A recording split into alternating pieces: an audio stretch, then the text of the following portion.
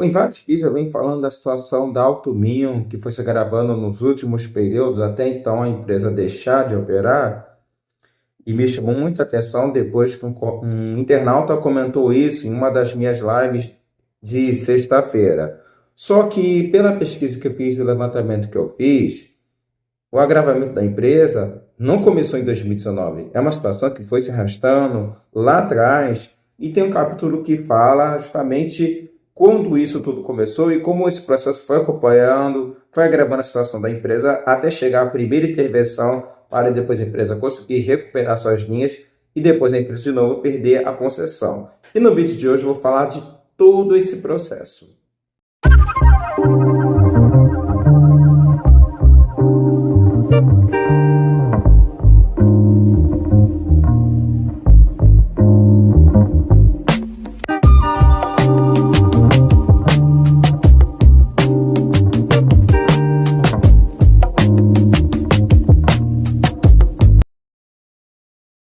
Olá, sou Jorge Matos, esse é o canal Corredores dos Transportes, um canal que aborda o tema de transporte público e mobilidade urbana. E minha proposta desse vídeo é justamente ir a fundo, mostrar como começou isso tudo e o processo que acompanhou até enfraquecer a administração da empresa, deixando bem claro aqui que meu papel não é desfavorecer a empresa, não é ir contra, a favor, mas apenas é contar o fato, entendeu? O contexto é necessário porque isso não afeta só a Altamira. São situações que podem afetar qualquer empresa, outras empresas que passaram por histórias parecidas.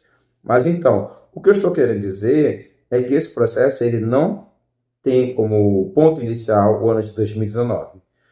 É necessário a gente voltar lá para 2013, num processo no qual começou em uma dessas linhas, inclusive é essa linha que eu vou citar no final do vídeo.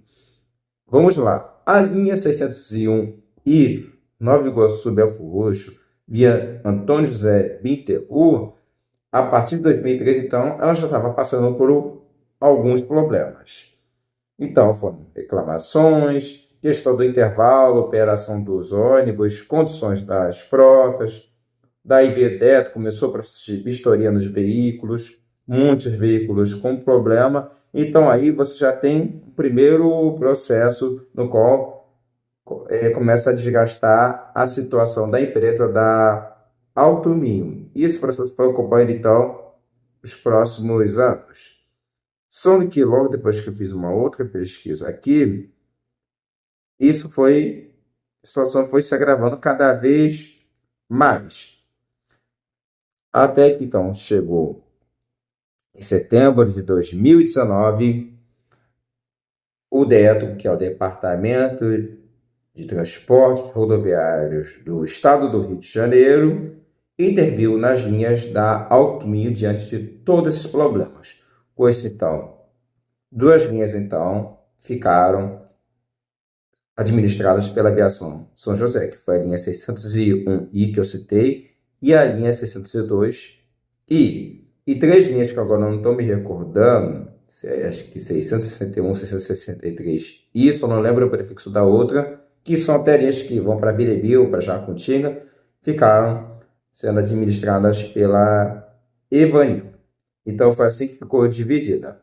Só que então, em 2021, a administração do grupo Nitorv, então, entrou na justiça e conseguiu de volta as suas linhas, e com isso, então, a Altumínio voltou a operar em novembro de 2021 com ônibus novos, todos com ar-condicionado. Até aí tudo bem, só que a situação ela foi se agravando cada vez mais. A operação dessas linhas ficaram ruins, algumas linhas começaram a deixar de operar, ficando apenas uma das linhas operando pela empresa do grupo Nitorv. Só para esclarecer melhor, que as empresas do grupo Nitorv envolvem a Nitorv, a Altumínio e a Transturismo Viremil. Aí, mais uma vez, com esse agravamento, então, restou apenas a linha 601I ficar sendo operada pela Transturismo virem porque realmente a situação da empresa estava se agravando de novo. Como eu vim falado, os problemas administrativos. Isso foi acompanhando de 2022, 2023, até chegar em 2024, veio de novo outro capítulo da crise. Então, a empresa ela vai sofrer uma nova intervenção do Detro. Na verdade, os grupos da empresa vão sofrer essa nova intervenção. Aí, o que resta disso aí tudo?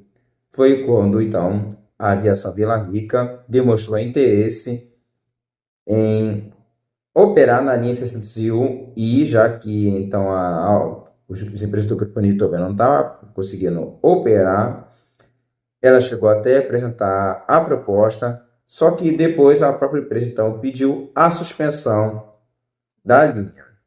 Então, esse pedido de suspensão, então, ela tem uma explicação de acordo com o levantamento aqui que eu fiz, uma pesquisa, até então, é que essa explicação, isso de acordo com a data de mais de 2024, então,